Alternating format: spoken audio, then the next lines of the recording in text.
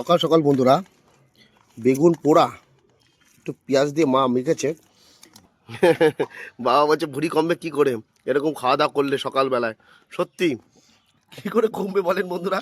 তো বাবাই বল, তো সকাল 3 বেলায় খাওয়া দাওয়া করি তাহলে ভুঁড়ি কমবে। দেখেন বন্ধুরা, আজকে সকালবেলায় বেগুন পোড়া দিয়ে সাদা ভাত মেখে খাওয়া দাওয়া করছি বন্ধুরা। তা লাগে না? হ্যাঁ, যা হয়েছে না আজকে দারুণ করেছো রান্নাটা। রুমা খাওয়া দাওয়া করবে, তাই ভাত নিয়ে নিল। তো মা বেড়ে দিচ্ছে, শুনুও খাওয়া দাওয়া করবে, মাও খাওয়া দাওয়া করবে। একটু ঝাল ঝাল যা লাগছে না, সেই বেগুন পোড়া দিয়ে সাদা ভাত। আহা, কারা কারা এরকম বেগুন পোড়া দিয়ে সাদা ভাত খেতে ভালোবাসেন অবশ্যই কমেন্টসে জানাবেন। টাটা, দেখা হচ্ছে পরের ভিডিওতে, বাই।